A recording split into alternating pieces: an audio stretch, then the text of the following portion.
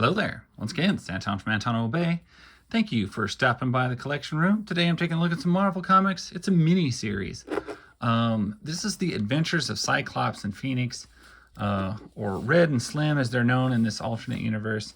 And this is a book I've read a long time ago.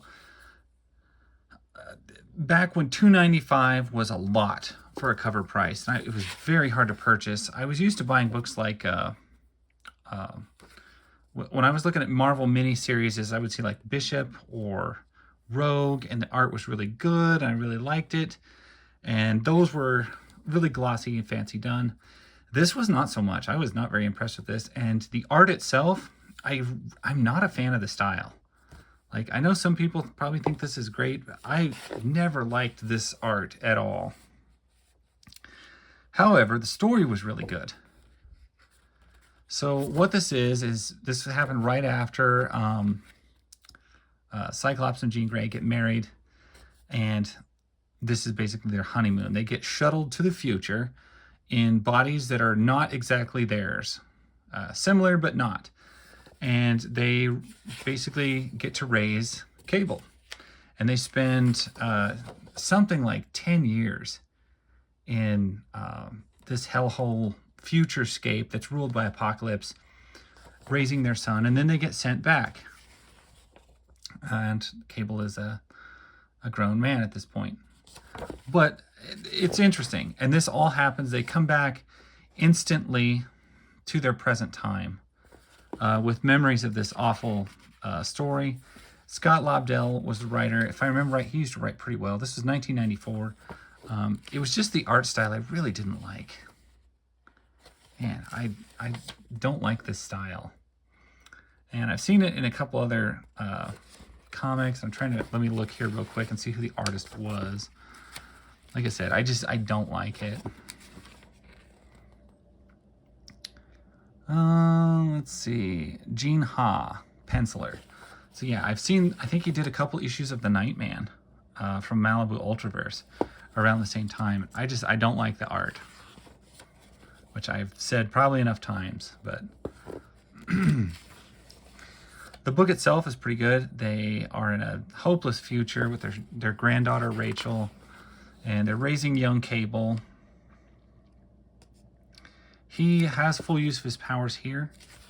Cyclops does, if I remember correctly. They have memories of their life as X-Men, but they just exist in this current state where they have to survive. I hate this type of building structure and art, which they fill this entire series through.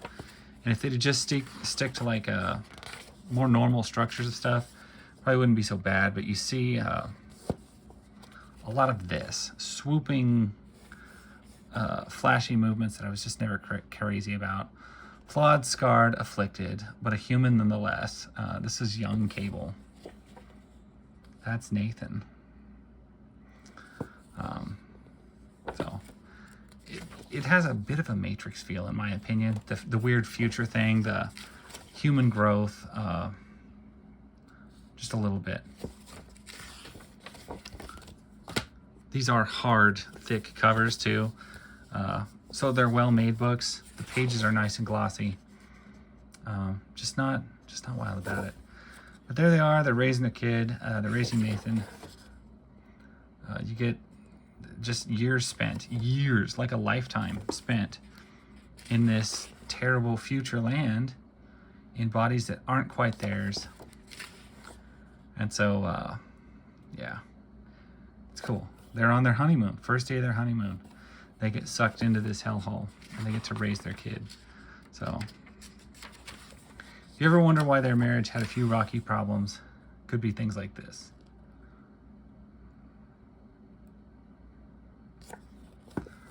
It also has some pretty strong Age of Apocalypse vibes, but if I remember right, this took place about a year before the Age of Apocalypse hit. And it's just kind of like what it would be like if the Age of Apocalypse happened and then went on into the future for a long time. But Apocalypse is dying. He's got to get a new body. Hence these new kids he keeps remanifesting. that he eventually takes over. And so you have a lot of elements from the Age of Apocalypse, except you don't have anybody that you recognize. Like, you will not Apocalypse is the only one you will recognize in this, because it's such a far-flung future. There is no familiar faces anywhere, and that's a little weird. And it all has a weird, like, Arab feel to a lot of the lands and stuff like that, which, I don't know. If you're into that, I guess it's okay, but some of the weird body mutation stuff in this book I'm just not a fan of.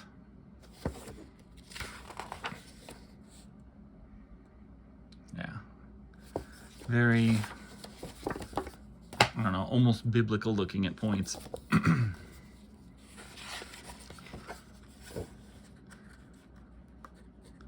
I can't read. Shh, concentrate again. So some of the scenes are good. And like I said, don't let the art get in the way.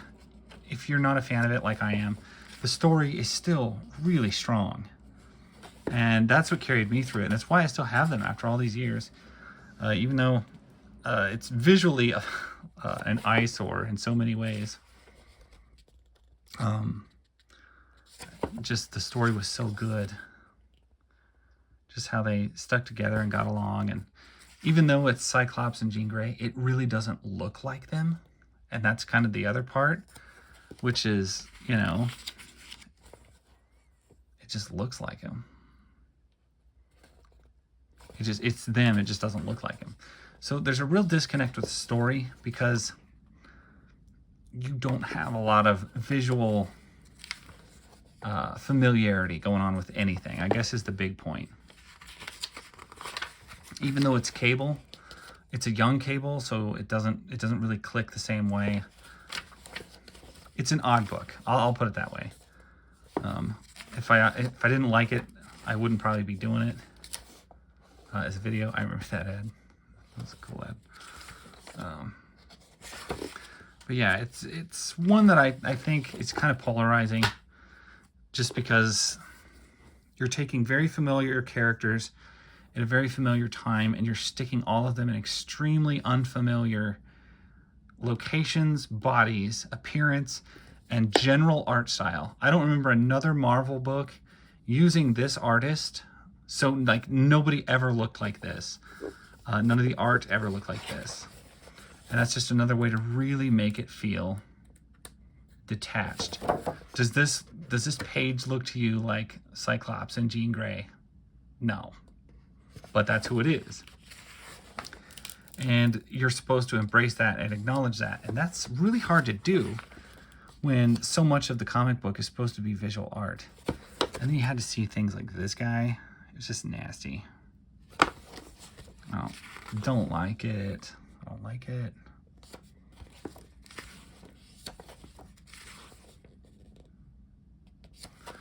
Other than all those things, which I don't like, the story's really good, which I do like.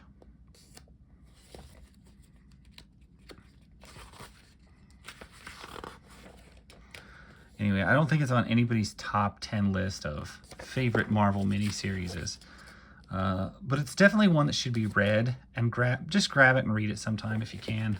If you can get it for not too much. I don't know what it brings anymore. I've seen them a lot of places, but I used to have this poster. It's absolutely fantastic. Glowed in the dark.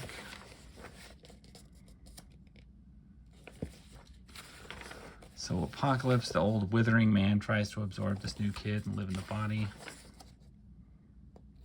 I think they eventually kill him. And like, he actually does die, but I'm not positive. And there's the end. And you'll see like your remaining characters as they will be someday. But that's really the only visual affirmation of what you just read being the adventures of Cyclops and Phoenix. Which, at least, it was interesting that they used her codename Phoenix instead of Jean Grey. And the story, as good as it is, I feel like a different artist, much more familiar sight to the company style, would have probably done them a lot of good. Anyway, that's pretty much my only thoughts on this series. It's good. Art's weird. I'm not even saying the art's bad. I just don't like the style. But the story's really good. So polarizing series, perhaps. One, if you can pick it up, I'd go for it. Those are my thoughts. Thank you guys for watching. I've covered quite a few miniseries before. If you're interested in any of them, I have a crap ton of old videos. You can go look through them. Give me a like if you want to watch more, and I'll catch you guys later. Bye.